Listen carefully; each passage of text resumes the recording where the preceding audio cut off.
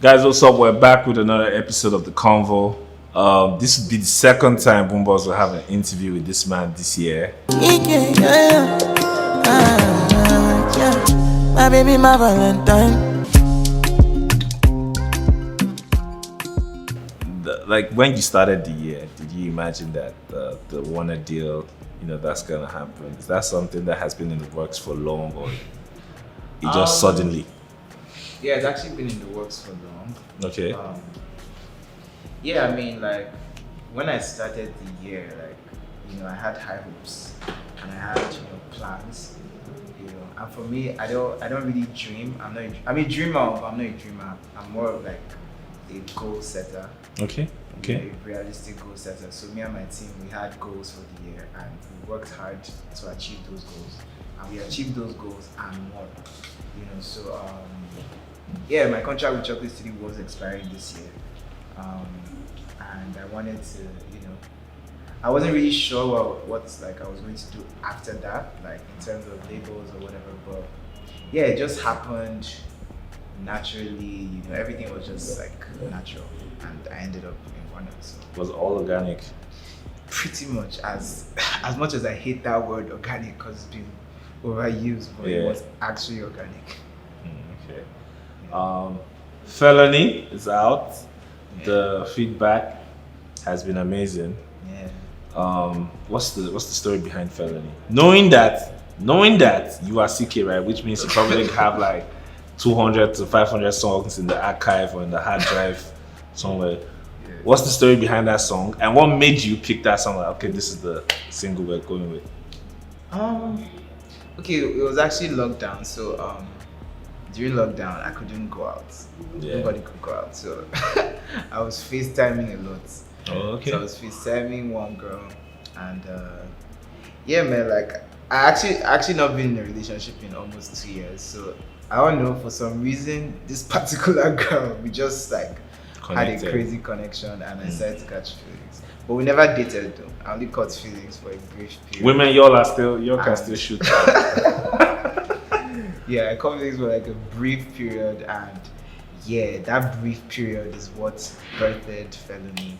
And this was over 6-7 months ago. I made the song, and yeah, I was recording other songs on my EP, Boyfriend EP, after that, and yeah, at a certain point, it just became clear to us that okay, Felony should be the first single, because that's the song that everybody liked. Every girl I played the whole EP for, they all agreed that should be the first one. So How do you manage the women, the female attention? Because that's most of your fans are women. So how do you manage that? man, And you're single. yeah, I don't think there's anything to manage. Okay. Yeah, most of my fans are female, but yeah, I mean, we're good. We have, me and all my female fans, we have like a relationship. We're like a big family, and it's all love, Okay. There's nothing to really manage, Okay. All right. I like that the giveaways that women can still shoot their shot at you. So that's good. Let's talk about what next, because since Felony is the first single, we're expecting a project. Yeah. I think somewhere it has been said that an album. Yeah. An album? So I'm dropping my EP first. It's called Boyfriend EP. Okay. And after that, I'm dropping my album. So we're expecting 2 projects from Ckay next year. Hopefully. Inshallah. The man said hopefully. These guys. maybe the album might be up a year, I don't know, but yeah, God being kind, we'll have the album. Ckay, you have this music. You have this music. Just release it, fam. I will, don't worry. My fault. I deal with you. I believe you. Okay. You know what's making me laugh? That's such a chocolate city slang. I deal Is with it? you. I deal for you. No, it's normal now. Is My it- fault. No. I deal with you. I deal for you. It's only chocolate city people that I know that say these things. I don't know. The Which chocolate city person? different people, Luz, Q, different people are hearing from them. Yeah. Now that we're even on this, leaving Chocolate City, that's been a part of your, for a long while now. What was that like for you? I mean, what it was like is what I think everybody could see. It was like, I think I don't know what that means. I mean, there's nothing special about what it was like that nobody could see. Okay, but I'm referring to you leaving. Was it Okay, painful? leaving. Was it, you know? Yeah, leaving was a long process, but I left. And that's that basically. And that's that. Okay. Um, with the way the world is music moving now, we can see that there's a lot of like attention on African music and all that. Love Wanting Thing, for example, turned out to be a huge global record. Different countries during the lockdown, people loved that song. People loved that record. Is there?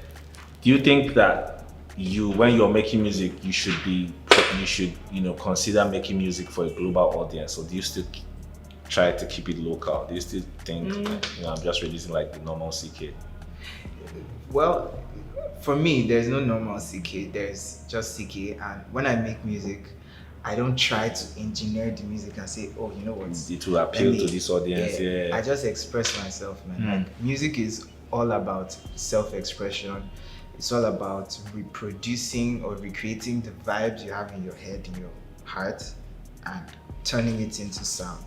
So that's what music is for me. So I guess I'm a very exposed person, educated person, and I mingle with people from different parts of the world. I have lots of friends from different parts of the world. So maybe just naturally, when I'm expressing myself, it happens to translate into music that relates to so many people around the world, because that's just who I am. So it's not even conscious. Like, I just make the music and I put it out, and crazy stuff just happens. Like, Supermodel in Canada makes a video, Winnie Hallow, just Ckay makes a video, like, and I've never met these people. Like, it's just what it is. That word you hate, organic.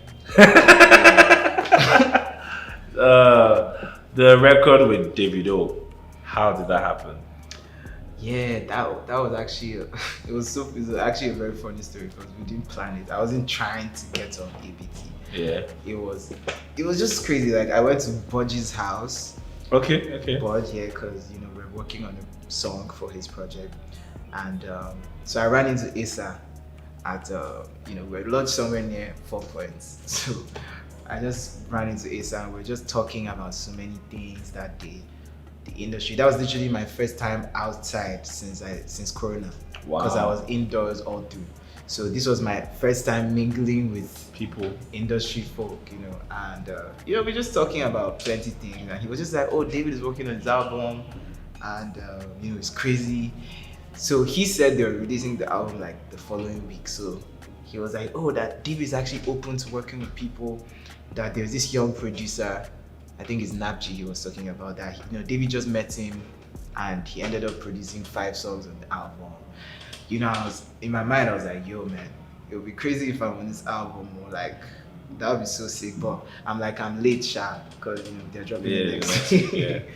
So a couple days later, man, like I just made I made the vibe with Blaze Beats, because I was recording my EP. So I was working on a whole lot of songs. So I made this particular vibe with Blaze Beats, and I just felt like Davido would sound great on it. Like, he's the guy that would, if we just did it would be crazy. So I just sent it to Issa, and 3 hours later I was at Davido's house recording the song. It was like magic. Like, when they say like play, yeah, it was literally like play, and that was my first time meeting him, and he was really, really cool. Shout out to OBO, man, like all day. Shout out to Davido at the time. And people really love that song of the project. Yeah. People really love that song. Kept seeing clips of people singing and singing. With this new deal, do you feel any kind of pressure? Nah, I actually don't feel pressure. It's crazy because at the Warner team, even before I left CC, we already had a relationship. The heads of Warner, we're all like, let me not say they were my parties shop, but we all had a good vibe and a good relationship. Timmy, Alfonso.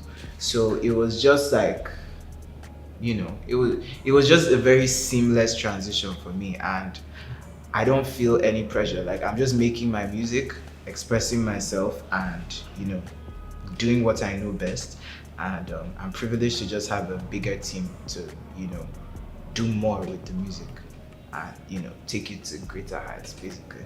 Yeah. This is my own personal agenda, right?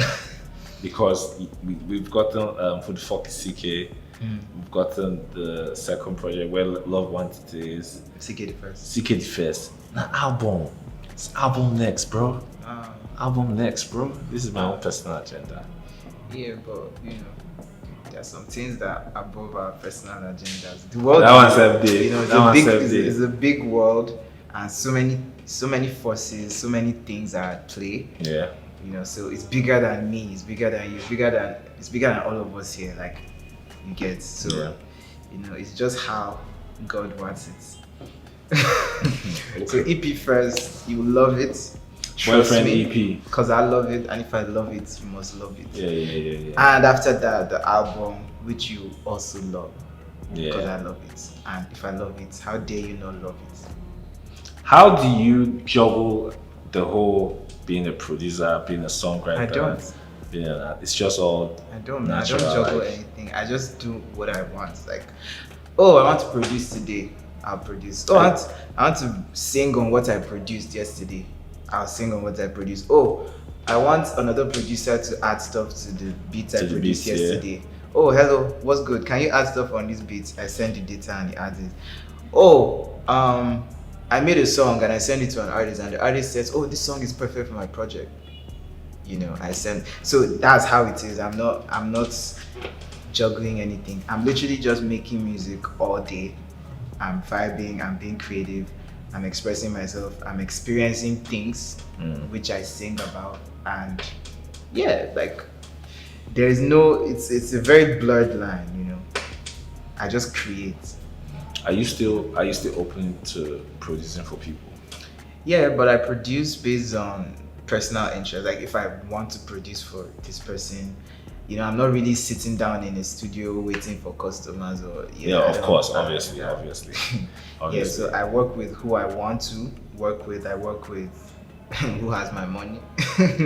And because everybody has my money. But I work with who has my money, and I work with, just where my vibe just feels at home. Because you might have my money, but I might just not, because music is spiritual. I might just not feel like doing it, so I don't. What year did you join Chocolate City? Can you remember? Man, I can't remember. It's been a while. Like 2013, A while ago. 2014. 2016 I signed. 2016 you signed, but you already had. Yeah, You're already working. before I signed, I was around as Yeah. producer, intern. I was around in many capacities since like 2015. Now my question is, between that time and now, there's a lot that has happened within the music space. What would you say is the most significant change you've noticed within the music industry? I would say the most significant thing I've noticed, and I feel this is very important for the progress of the new generation Afrobeats, is the fact that right now there's more power to the fans in terms of deciding the hit music. It's no longer all manipulation. Yeah, it's no longer in quotes gatekeeper, although I hate that word. But it's no longer like a group of people who decide what's hot. Like right now, because of Boomplay and other streaming platforms, there's charts. So the biggest country is going to be on the charts. It's going to be the one that everybody's listening to, not the one that someone says is the biggest song in the country. So because of that, there's so much room for new sounds. People are trying sounds, new stuff. Even for me, like a song like I mean, before that there was no song that had a chorus that is like that, because it's not the regular way of making choruses. Making choruses is one word repeating, but I just felt like it should be and it was nice and everybody loves it. And it worked, yeah. Probably in a different space, maybe that sound could not have been allowed, I don't know. But I just feel like the most significant change that's kind of bringing the new wave of Afrobeat artists is the fact that the power is in the hands of the fans, so there's room for new sound. Interesting. Interesting. Do you like apart from music, right? Do you see yourself venturing into other things outside music? In time, yeah, definitely. Like me, I'm an evil boy. I like business. I like money. So 1 million business. you get me. So far be from me to Box not. yourself. Yeah, I always definitely like invest and do other stuff. But yeah, music is my number one because it's what gives me sanity. Like even if I wasn't making any money from music, I would still be doing it. So that's kind of hard to say because it's not easy. But then I was doing music for years without getting a penny. Like when I was in Kaduna with my group, you know, we're not. In fact, there was no hope of blowing up because there were no TV stations in Kaduna. There was no real industry. So we're actually just making this music and performing based on vibes, like just because we loved it. Mm-hmm. You know, and we did that for like almost 2 years before I came to Lagos. You know, so it's something I just love and I have a passion for and I'm good at it, you know. And I just feel like the sounds and the songs I can create, the world needs to hear those because my opinion on sound and my opinion on music is very different.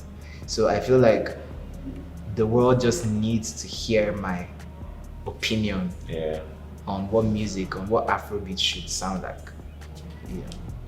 So interesting. You know, you've been in this game for a while now, and like you rightly mentioned, like there's like a new wave of Afrobeat acts popping, coming up. There's the Omalay, Fireboys, Joe Boys, and there are other people. You know, it's very possible that next year, 2021, we'll start hearing new kids, you know, popping and all that. What would you, if you were to like give like advice to them and stuff, what would you say? I mean, the advice in quotes is not just to them, but to myself and everyone.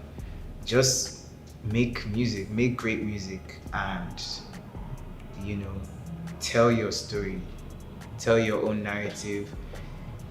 Make your sound, no matter how weird it sounds to people, no matter how different. Even if people usually do it like this, you can do it like this. As long as it's mad and you love it, just do it. And yeah, you have to be spiritually conscious and spiritually aware because life is spiritual. It's physical, but it's spiritual. So like, if you want to hold your God, hold your God. If you want to hold your devil, hold your devil. Whichever way. But yeah, like, you know, pray and make great music and work hard. That's it, basically. Thank you so much, Ckay, for coming through. Thanks for nice to see you. We look forward to the Boyfriend EP. Yes, sir. 2021. On their head tops. That's all for now. Bye, guys.